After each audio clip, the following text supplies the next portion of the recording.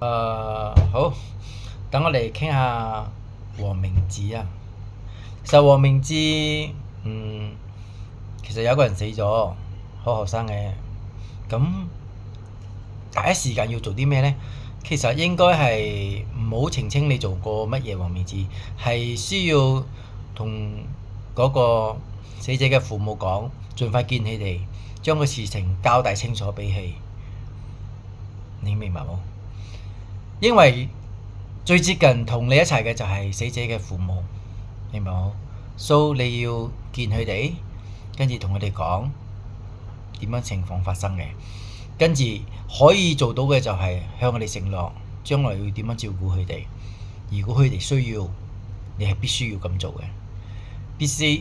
畢竟個女仔喺你面前走咗嘛，你明白冇？OK，接落嚟呢，可以喺好多角度去睇喎呢件事。你得罪咁多人啦，好容易俾人計算嘅。你明唔明講？如果嗰個人去計算你嘅話，係安排到好周到嘅，你係估唔到啊！你講 OK，譬如講警察調查啦，佢哋都係喺眼中睇到嘅嘢而去調查，譬如有冇演仔啊，做過乜嘢啊，有冇刑事罪啊，有咩罪啊喺度喺人眼中睇到嘅。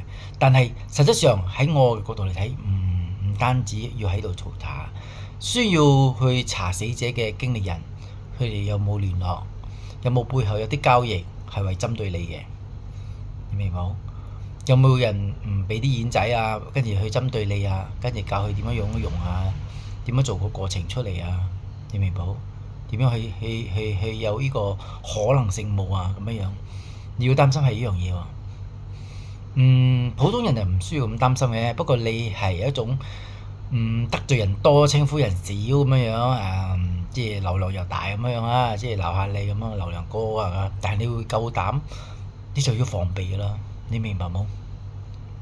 好多人都係結幾次婚啦，或者離婚啦，咁樣去做佢嘅嗰個生理問題啦。如果你得罪人多，你又中意去咁樣去同人哋係咪？人哋叫啪啪啦，咁係唔得㗎。咁人哋會計算你嘅。如果我唔中意你嘅話，或者有人唔中意你嘅話，佢哋會計算到好好，點樣去到將你跌落個氹嗰度。等你跌咗落去嘅時候，咪所有人都 focus 喺嗰個氹嗰度嘅，冇人會諗其他嘢㗎。你係走唔甩嘅，知冇？佢計算得好，你係走唔甩嘅，明冇？所以相依